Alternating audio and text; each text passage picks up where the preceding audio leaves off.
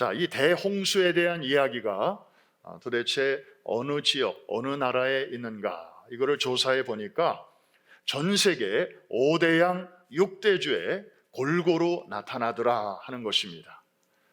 비슷한 이야기가 조금씩 다른 내용으로 그 스토리들이 약 200개가 넘는 이야기들이 있는 것으로 드러났습니다. 특별히 우리가 어렸을 적에 배웠던 한자, 중국의 한자에도 보면 노아의 홍수 이야기가 너무나 정확하게 반영되어 있는 것을 알 수 있습니다. 저 한 글자만 봐도 그렇습니다. 배선자. 자, 왼쪽에 배 주자가 있고요, 오른쪽 상단에 8, 그 다음에 오른쪽 하단에 19를 의미하는 입구자. 그래서 배 안에 8명의 식구가 타고 있다. 이거는 exactly 성경에 나오는 이야기 아닙니까? 그러니까 저 한자를 만든 그 최초의 사람의 그 마인드에 노아의 홍수 이야기를 알고 있었다는 것입니다. 그래서 이런 여러 가지 증거들을 볼 때에 과거의 어느 시점에 대홍수가 나서 전 세계가 물에 잠겼던 일이 있었음을 보여주는 것들이죠. 자, 노아 당시의 세상은 하나님 보시기에 어땠을까요? 죄악이 너무나 가득 차서 하나님이 더 이상 두고 보실 수가 없을 정도였습니다. 그 원인은 무엇일까요? 성경은 한마디로 말합니다. 하나님의 아들들이 타락하여 세속화되었기 때문이라고. 창세기 6장 1절과 2절이 그 말씀으로 시작하고 있는데, 우리 같이 한번 큰 소리로 읽겠습니다. 사람이 땅 위에 번성하기 시작할 때에 그들에게서 딸들이 나니 하나님의 아들들이 사람의 딸들의 아름다움을 보고 자기들이 좋아하는 모든 여자를 아내로 삼는지라. 자, 하나님의 아들들은 경건하게 살아온 그 아벨의 계열입니다. 아벨이 죽은 다음에 셋의 계열이죠. 그리고 사람의 딸들은 카인의 후예들입니다. 그런데 어느 날부터인가 이 경건하게 살아오던 이쪽 사람들이 이 카인의 후손들이 세상을 살아가는 방식을 부러워하게 됩니다. 이제 문명을 만들고 문화적인 생활을 하는, 하나님 없이 그렇게 살아가는 모습이 무척 좋아 보였는가 봅니다.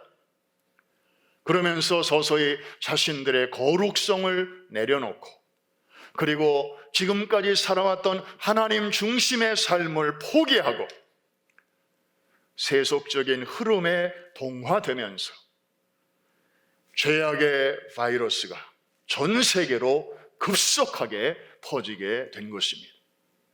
여러분, 우리가 이번에 코로나를 통해서 얻는 교훈이 한두 가지가 아닙니다만은, 특별히 이 바이러스라는 게 이렇게 짧은 시간에 전 세계로 퍼질 수가 있구나 하는 것을 우리는 이제 이론이 아니라 이번에 실제로 알았습니다. 그런 것처럼 그보다 더 빠른 속도로 전 세계로 퍼질 수 있는 것이 있으니 이것이 바로 죄의 바이러스로구나 하는 것도 우리가 이번에 코로나 덕분에 쉽게 알게 되었습니다. 여러분, 이 코로나도 전염률이 있고 치사율이 있어서 사람들이 벌벌 떨고 지금도 조심합니다만은 이거보다 더 센 게 바로 죄의 바이러스입니다. 이거는 전염률 100%, 치사율 100%. 이해가 되시는 분들만 아멘. 죄의 삭은 무엇이에요? 사망이에요. 죄가 들어오기 전에는 죽음이 없었어요. 그런데 이놈이 들어오면서부터 아담의 후손들은 너나 할 것 없이 예외 없이 다 결국 결론이 죽음이기 때문에 치사율 100%. 자, 그 시대에 이 세상의 이런 모습은 하나님의 큰 근심과 슬픔이 되었습니다. 그 결과 하나님께서는 사람의 죄악이 세상에 가득한 것과 그 마음으로 생각하는 것들이 항상 악할 뿐임을 보시고 땅 위에 사람 지으셨음을 한탄하셨습니다. 마음에 근심하시고 죄인들을 다 멸하시기로 작정하셨습니다. 그리고 새 출발하시기로 계획을 하셨습니다. 그런데 바로 그때 하나님의 눈에 밟히는, 하나님의 눈에 들어오는 한 사람이 있었으니 그 이름이 누구일까요? 바로 노아였습니다. 8절 말씀, 그러나 노아는 여호와께 은혜를 입었더라. 자, 우리말 성경에는 저렇게만 번역이 되어 있는데 살짝 생략된 표현이 있습니다. 하나님의 눈이라는 표현입니다. In the eyes of the Lord. 하나님의 눈 안에 있는 은혜를 입었다. 직역하면 그런 뜻입니다. 여러분, 저 은혜가 아니었으면 노아도 별 수 없이 세속의 물결에 휩쓸려 갔을 것입니다. 그런데 저 하나님의 은혜가 사슬이 되어서 그 노아를 단단히 붙잡아 주신 덕분에 그는 세파에 떠내려가지 않고 하나님 앞에서 하나님의 눈 안에서 살게 되었다는 것입니다. 하나님은 이런 노아가 480세 되던 해에 어느 날 찾아오셨습니다. 그리고 앞으로의 계획을 말씀하시면서 방주를 지으라고 명령하셨습니다. 그로부터 120년이 걸렸고 노아가 600세 되던 해, 그의 할아버지 무두셀라가 969세로 세상을 떠나던 그 해에 그가 죽으면 심판이 오리라 에녹에게 말씀하셨던 그대로 지구상에는 대홍수가 임하게 된 것입니다. 여러분, 방주는 무엇입니까? 노아의 홍수가 하나님의 심판을 의미한다면 그 심판의 물 위에 떠 있는 방주는 하나님의 은혜를 의미합니다. 물론 교회를 상징하기도 합니다. 여러분, 오늘 이 짧은 시간에 이 방주의 특징을 통해서 우리에게 주시는 하나님의 은혜의 아주 다채로운 색깔을 여러분들이 발견하시고 또 그 은혜를 듬뿍 누리게 되시기를 먼저 주의 이름으로 축복합니다. 첫째, 방주는 히브리어로 테바라고 합니다. 이 뜻은 나무로 만든 상자, 그런 뜻입니다. 한번 따라해 주실까요? 테바. 무슨 바라고요? 테바. T-E-B-A. 그렇게 여러분들이 스펠을 기억하시면 되겠습니다. 영어가 아니고 히브리어입니다. 자, 이 나무 상자는 문자 그대로 상자만 있습니다. 그 안에 엔진도 동력도 없습니다. 그리고 그 위에 무슨 바람을 받아들이고 방향을 조절하는 그런 돛도 없습니다. 그저 물 위에 떠 있는 기능밖에는 없는 게 바로 테바입니다. 그래서 이 엔진, 아무리 사이즈가 작아도 엔진과 또 이 방향 기능이 있는 것은 영어로 ship, 배라고 합니다. 그런데 아무리 커도, 노아의 방주처럼 아무리 커도 거기에 동력도 없고 그 다음에 방향을 컨트롤할 수 있는 것도 없으면 이건 배라고 하지 않고 영어로 ark라고 합니다. 우리말로 방주라고 번역이 된 것입니다. 흥미로운 것은 이 테바라고 하는 단어가 성경에 또 한 군데 사용된 곳이 있습니다. 바로 어린 모세를 담은 갈대 상자. 이것도 히브리어로 테바라고 했습니다. 여러분, 하나 물어볼까요? 창세기는 누가 기록했나요? 소위 모세 오경 중에 하나인데 제가 힌트 다 드렸네요. 창세기는 누가 기록했어요? 누가? 아니에요. 이제는 누가 아니에요. 모세가 기록했습니다. 그러면 이 창세기에 지금 테바가 나오는데 노아의 방주를 기록하면서 모세가 손으로 테바라고 쓰면서 자기가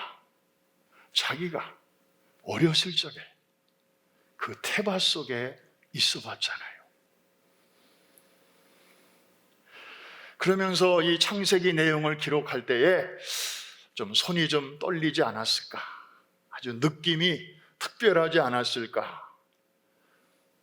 상상해 보는 겁니다. 자, 노아의 방주도 테바, 모세가 실렸던, 담겨 있었던 그 조그마한 것도 테바였습니다. 여러분, 갈대 상자는 뭡니까?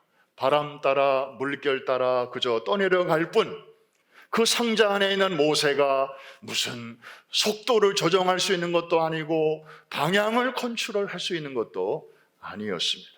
마찬가지로 노아의 방주도 마찬가지였습니다.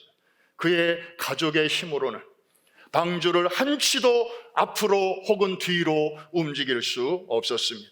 방향을 바꿀 수도 없었습니다. 창문이라고는 이 사이드에는 없고 오직 위로만 나 있으니까 동서남북이 어딘지도 분간하기도 어려웠습니다. 그저 물 위에 떠 있을 뿐이었습니다. 여러분, 그런데 이 테바라는 단어 속에는 놀라운 진리가 숨어 있습니다. 테바는 아무데나 쓰는 게 아닙니다. 하나님의 전적인 인도와 보호하심이 전제가 되어 있는 것입니다. 그래서 방향이나 속도나 그리고 이것이 어디서 멈출지는 하나님이 알아서 하시는 것입니다. 한번 따라 하십시다. 하나님이 알아서 하신다. 하나님이 알아서 하실 때에는 최선의 길로 하나님이 보실 때에 가장 아름답고 가장 효과적이고 가장 유익한 길로 하나님이 인도해 주시는 줄로 믿습니다. 갈대상자 보십시오. 그야말로 무동력, 무방향타, 그 조그마한 상자가 그저 나일강, 악어들이 득실득실한 그 나일강을 그저 물에 떠내려 가다가 결국에 누구를 만나게 됩니까? 어디서 멈추게 됩니까? 그 당시 이집트의 최고 권력자인 바로 왕의 딸, 그 왕궁의 공주를 만나게 되지 않아요? 그래서 그 손에서 이제 교육받고 양육받고 그 미래를 준비하게 되지 않습니까? 여러분, 그야말로 이보다 더 좋은 그런 방법이 있을까요? 그야말로 신의 한 수가 아니고 무엇이겠습니까?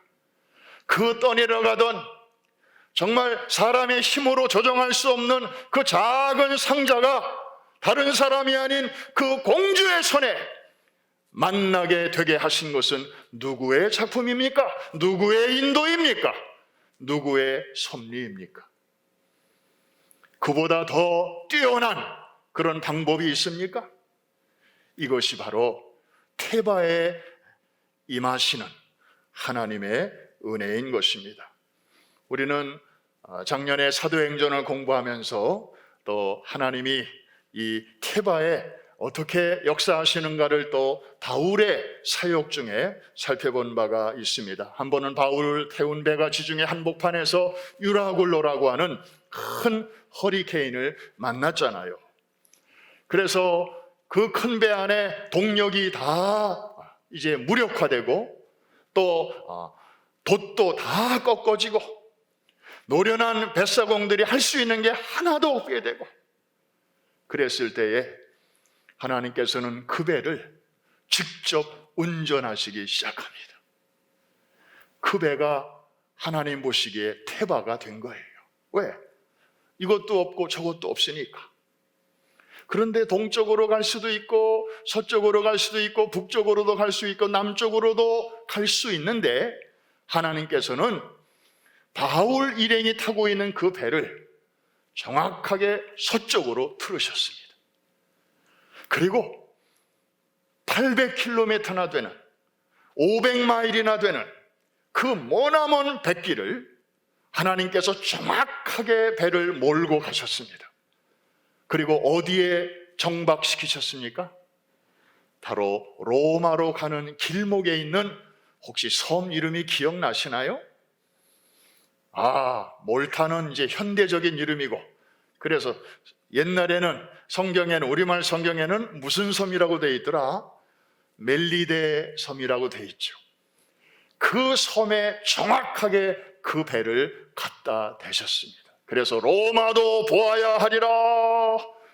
바울의 마지막 사명을 문제없이 감당할 수 있도록 하나님께서 선장이 되어주시고 하나님께서 엔진이 되어주셨는데, 이 힘없는 배, 능력 없는 배를 정확하게 그 지점까지 갖다 놓으신 분이 바로 하나님이셨습니다. 할렐루야. 여러분, 우리 하나님은 바로 이런 분이십니다. 여러분, 지난 한 해 동안에 어떻게 사셨습니까? 작년 초에 때 아닌 코로나 팬데믹이 우리의 삶을 덮쳤을 때 정말 우리도 나름대로 동력을 잃었었습니다. 방향타를 잃었습니다. 모든 사람들이 동작 그만, 가게도 못 나가고 애들은 학교도 못 가고, 여러분이 지금까지 노련하게 부릴 줄 알았던 모든 것들이 다 셧다운 됐습니다. 이제부터 어떻게 살아야 할지, 어디로 가야 할는지 방향을 잡을 수가 없었고, 설령 방향을 잡았다 할지라도 내가 생각하는 거기까지 갈 여건도 갈 힘도 우리에게는 없었습니다. 그런데 그 참혹한 환난의 강을 건너 우리를 오늘 이 시간 이 자리에까지 한 치의 오차도 없이 이 자리에 갖다 놓으신 분이 누구십니까? 누구십니까? 여러분이 스스로 알아서 오셨습니까? 아닙니다. 하나님은 테바의 하나님이십니다. 여러분의 개인의 삶 속에서 그 모세 어린 아기를 태운 조그마한 상자 속에서도 그거를 조그마하다 여기지 아니하시고 그 속에서 커다란 일을 행하셨습니다. 여러분의 가정이라는 테바에서 하나님은 지난 1년 동안 많은 섭리의 손길로 함께 하셨습니다. 우리 프라미스 교회, 이 교회 안에서도 정말 저를 포함해서 리더십들이 주여 어디로 가야 합니까? 이럴 때는 어떻게 해야 됩니까? 매뉴얼에도 없고 교회 역사책에도 안 나오고 누구에게 물어볼 수도 없는 이런 전대미문, 그야말로 unprecedented한 이런 상황 속에서 주여 이 많은 무리들을 어떻게 섬겨야 합니까?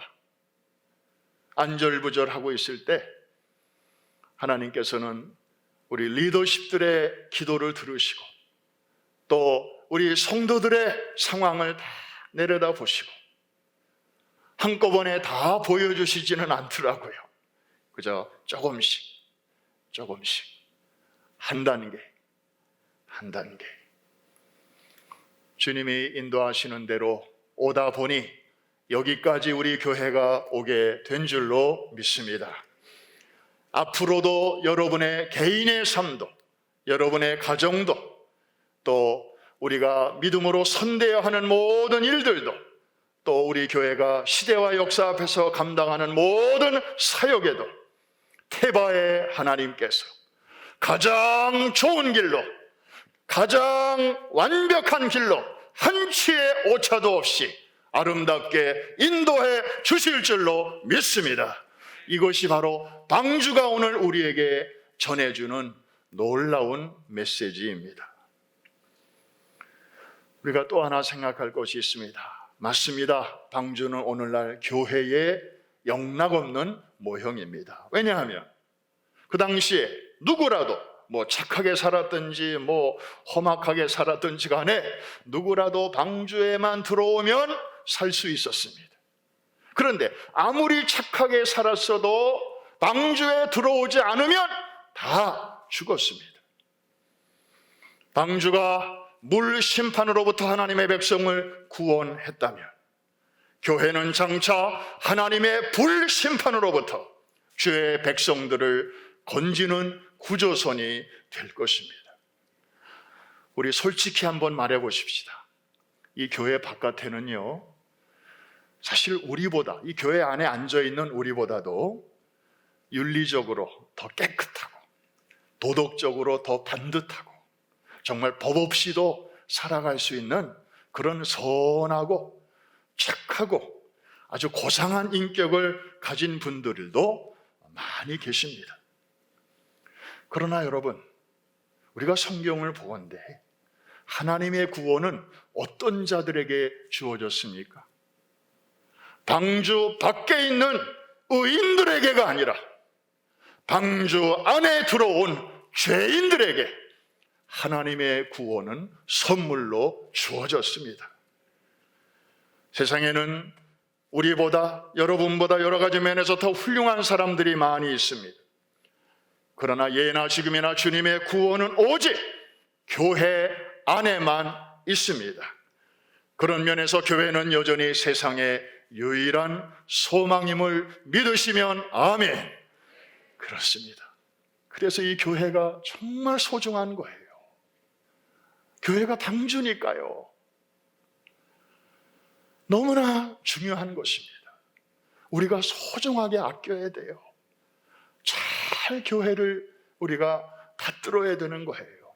여러분의 손으로 정말 교회를 잘 이렇게 살펴야 되는 것입니다. 왜냐하면 이것마저 무너지면 세상에는 마지막 소망이 사라지기 때문입니다.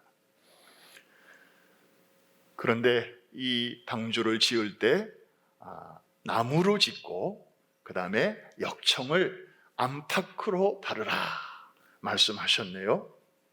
어떤 나무를 사용했나 보니까 우리말 성경에 고페르 나무라 이렇게 나오는데 도대체 무슨 나무인지 감이 안 와요. 영어 성경을 보니까 Cypress Tree라고 되어 있는데 이게 일종의 잣나무, 이 침엽수의 한 종류인 잣나무의 일종이라고 합니다. 사진 한번 볼까요? 바로 저렇게 생긴 나무입니다. 사시사철 에버그린.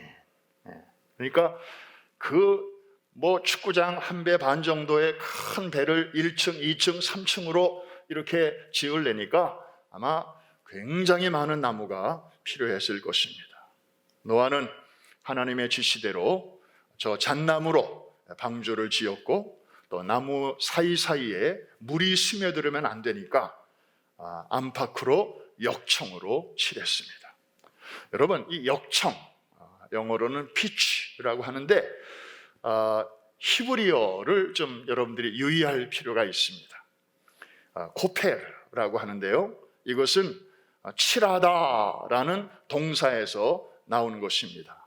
칠하다라는 동사가 히브리어로 카파르라고 하는데요, 이 카파르라고 하는 동사가 언제 또 한번 사용되는가 하면 출애굽하기 바로 전날 6월절이죠. 그때 히브리 백성들이 가정마다 어린 양을 잡았습니다. 그리고 그 피를 문 밖으로 가지고 나와서 좌우 설주와 문 인방에다가 발랐다 그랬죠. 혹은 다른 말로 칠했다 이 말인데 그때에 이 동일한 단어가 사용이 됐습니다. 여러분, 그 결과 어떻게 됐죠? 이거를 믿음으로 바른 집은 그날 밤 하나님의 심판이 pass over 넘어가고 그 집은 그 다음날 이제 400년 동안의 종로로 돼서 지긋지긋한 종살이에서 해방이 되고 가나안 땅으로 출발하게 되었던 것입니다. 여러분, 이 노아의 방주를 나무로 짓고 거기에 안팎으로 이 역청을 칠한 사건과 애굽 땅에서 저들이 해방되기 전에 어린 양을 잡고 그 피를 바른 사건이 이렇게 오볼랩이 쫙 되는 그런 장면입니다. 사랑하는 성도 여러분, 이 노아가 사용한 이 고페르 나무는 뭘 의미하는 것입니까? 사시사철 이 잣나무가 푸르듯이 어저께나 오늘이나 영원토록 변함이 없으신 예수 그리스도의 십자가를 상징합니다. 그리고 역청으로 칠해진 방주는 예수 그리스도의 보혈로, 안팎으로 방수, 방역 처리가 된 그런 주님의 몸된 교회를 가리키고 있는 것입니다. 방주는 물을 떠나서는 방주의 의미가 없습니다. 방주는 물 위에 있습니다. 물과 아주 가까이 있습니다. 그러나 물이 방주 안으로 들어오면 큰일 납니다. 마찬가지로 교회는 세상을 떠나서는 존재할 수 없습니다. 세상 속에 존재하는 기관입니다. 그러나 세상적인 가치관이나 인본주의 이런 사상들은 교회 안에는 그림자라도 들어와서는 안 되는 것입니다. 그런 것들이 스멀스멀 들어오는 순간 교회는 또 하나의 세상이 되고 말 것입니다. 그러다가 결국에는 교회는 방주의 역할을 감당하지 못하고 세상 속으로 침몰하고 말 것입니다. 여러분, 교회는 진리의 기둥과 터입니다. 세상과 우리가 소통은 하되 세속화되어서는 안 될 줄로 믿습니다. 예수님은 그렇게 사셨습니다. 예수님이 이 땅에 오셨을 때 바리새인들은 세리와 죄인과 기생과 창기 이런 여자들하고는 아예 가까이 하려고 하지 않았습니다. 왜? 나는 깨끗하고 저들은 더럽고 가까이 가려고 하지 않았습니다. 그러나 예수님은 어떻게 하셨습니까? 바리새인들도 만나시고 그리고 바리새인들이 안 만나려고 하는 저들도 찾아가셨습니다. 저들과 같이 밥도 드셨습니다. 그러나 저들처럼 되지는 않으셨습니다. 오히려 저들을 복음으로 감화시키시고 소위 선한 능력으로 저들을 변화시키셨습니다. 할렐루야! 이것이 바로 우리 교회가 서야 할 자리고 우리 성도들이 세상 한복판에서 취해야 할 자세인 줄로 믿습니다.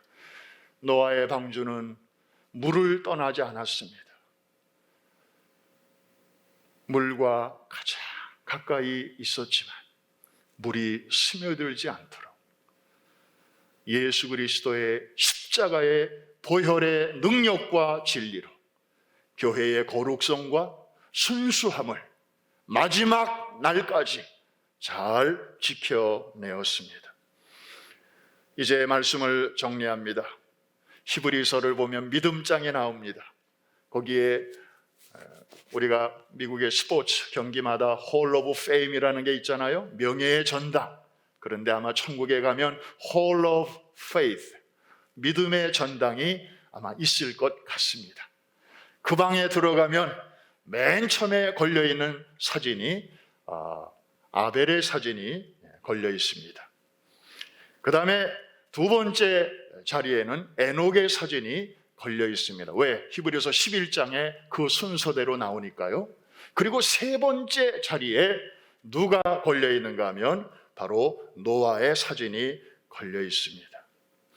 아더 핑크라는 신학자는 이 아벨과 에녹과 노아 세 분의 삶을 이렇게 연결해서 아주 기가 막히게 한 문장으로 표현을 했는데, 아벨의 예배 후에 에녹의 동행이 있고 에녹의 동행 후에 노아의 전도와 선교의 삶이 있다. 이렇게 아주 일목요연하게 정리했습니다. 사랑하는 성도 여러분, 노아의 마지막 삶의 모습을 보면 노아는 그저 방주만 짓다가 방주에 들어간 사람이 아니었습니다. 목수가 아니었다는 것입니다. 베드로후서 2장 5절을 보면 노아의 또 다른 삶의 모습이 거기 이렇게 나오고 있습니다. 다 같이 한번 읽겠습니다. 시작. 옛 세상을 용서하지 아니하시고 오직 의를 전파하는 노아와 그 7 식구를 보존하시고 경건하지 아니한 자들의 세상에 홍수를 내리셨으며. 저기서 여러분들이 주목하셔야 할 단어가 전파라는 단어입니다. 의를 전파했습니다. 사실 노아는 무수히 들었을 것입니다. 아버지 라멕으로부터도 들은 이야기가 있습니다. 그리고 할아버지 무두셀라로부터 직접 듣기도 했을 것입니다. 무두셀라가 죽는 날 하나님의 심판이 이 땅에 임한다는 사실을, 여러분 한번 노아의 신발을 한번 신어 보십시오. 노아가 배를 지으면서 무슨 생각을 했을까요? 자, 무두셀라가 지금 살아 있습니다. 할아버지예요. 생존해 계십니다. 그런데 저분이 돌아가시면 하나님의 심판이 임한다는 거예요. 그래서 그 심판이 임하기 전에 자기 보고 방주를 지으라고 해서 지금 열심히 짓고 있습니다. 한 달이 무사히 지나갔습니다. 무두셀라가 아직 건강하십니다. 한 달 또 은혜로 살았구나. 6개월 지났습니다. 하나님이 또 기다려주셨구나. 1년이 지나갑니다. 우리 할아버지 건강을 또 한 해 동안 지켜주신 거 너무 감사합니다. 지금 방주 짓는 작업은 요거밖에 지금 진행이 안 되고 있는데 갑자기 저분이 돌아가시기라도 하면 큰일 날 뻔했는데 하나님이 또 이렇게 한 해를 지켜주셨군요. 이러기를 10년, 20년, 50년, 100년, 120년 동안 노아는 방주를 지으면서 종말론적 긴장을 놓치지 않았습니다. 하루가 지날 때마다, 한 달이 지날 때마다, 1년이 지날 때마다 노아의 마음은 그저 형식적인 감사가 아니라 정말 실존적인 감사를 주님 앞에 진하게 드렸을 것입니다. 그리고 증조 할아버지 에녹처럼 똑같은 심정으로 그 시대의 사람들에게 다가오는 하나님의 심판의 메시지에 대하여 정말 목이 터져라 외쳤을 것입니다. 자, 땅에서 노아가 그렇게 한편으로는 방주를 지으면서 또 한편으로는 복음을 전하고 있을 때 하늘 보좌에 계신 하나님은 뭘 하고 계셨습니까? 오래 참아주셨습니다. 오래 기다리시고 그리고 악인들에게, 죄인들에게 기회를 주셨습니다. 얼마 동안 기회를 주셨냐요? 노아가 방주를 짓는 120년 동안, 결코 짧은 시간은 아니지 않습니까? 하나님이 기다려주셨습니다. 여러분, 성경을 읽다가 제가 깜짝 놀란 것은 120년이 지나고 노아가 600세 되던 해, 무두셀라가 969세가 되는 해, 그가 죽는 그 순간 갑자기 하늘이 열리고 땅이 깨지면서 위에 물 아랫물이 합쳐가지고 대홍수가 일어난 줄로 알았어요. 성경을 읽어보니까 120년이 지난 후에, 한 주가 지난 후에 홍수가 임하기 시작했다. 플러스 1 윅이 있음을 우리는 보게 됩니다. 뭘 말하는 것입니까? 자, 하나님이 120년 동안이나 기다릴 만큼 기다리셨는데도 노아의 8 식구를 제외하고는 그 방주에 들어오는 사람이 없었습니다. 하나님은 한 주간을 더 기다리신 것입니다. 라스트 미닛에라도 마치 골고다 언덕에 주님 좌우에 강도 2명이 있었는데 다 보통 강도가 아니라 흉악한 죄인들이었습니다. 오죽하면 십자가에 매달아 죽이겠습니까? 그런데 그 중에 한 강도가 그야말로 최후의 순간에 예수님을 메시아로 고백하고 주여 오늘 낙원에 가시거든 저를 기억하여 주옵소서. 구원을 요청하게 될 때에 주님은 그를 받아주시지 않았습니까?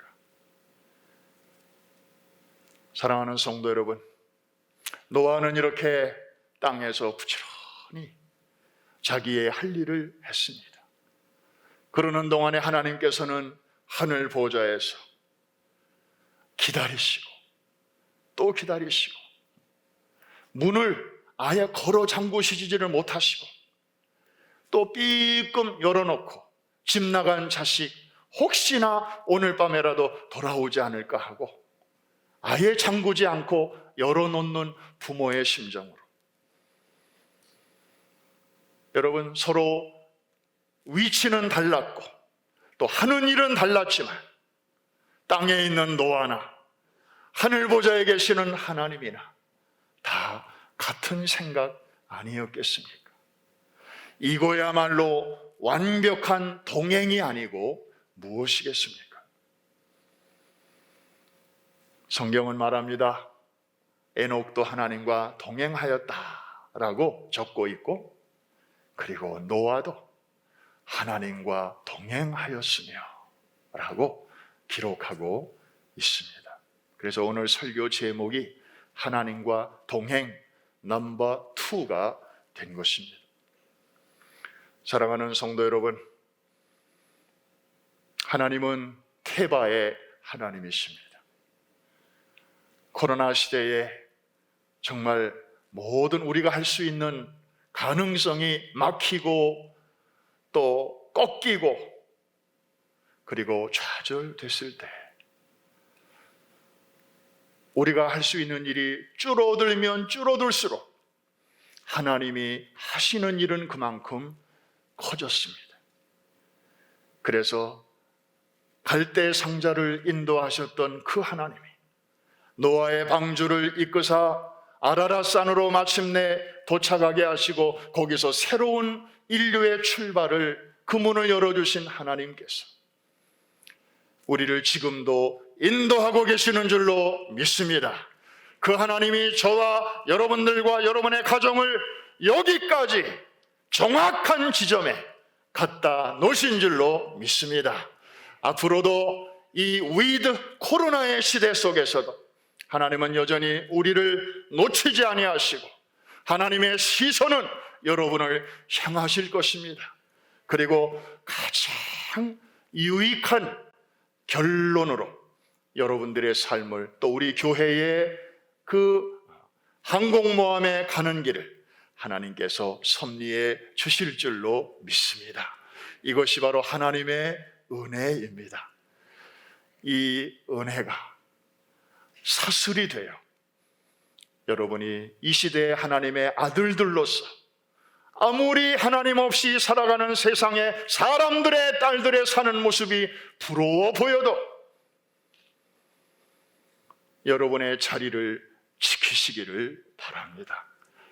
여러분이 이 시대의 노아입니다. 노아의 가정마저 없었더라면 이 세상은 희망이 없을 뻔했습니다. 노아의 한 가정이 있었기에 인류는 보존될 수가 있었습니다. 여러분, 우습게 생각하지 마시고 여러분 자신을 시시하게 생각하지 마시고 우리는 허물이 많은 죄인이지만 그러나 하나님께서는 여러분 한 가정 한 가정을 정말 밤하늘에 캄캄한 밤하늘에 별빛이 더 반짝이는 것처럼 시대와 역사 앞에서 지금까지도 귀하게 인도하셨고 앞으로도 더 존귀한 그릇으로 사용하실 줄로 믿습니다. 거룩한 자부심을 가지시고 사명감을 가지시고 한 번 더 옆에 있는 분에게 인사하겠습니다. 조금만 더 잘 버팁시다. 좀 더 크게 격려하세요. 다시 한번 시작. 그래서 한 사람도 낙오하지 않고 끝까지 하나님이 예비하신 그 아름다운 샬롬의 세계로 다 다 도달하게 되시기를 주의 이름으로 축복합니다.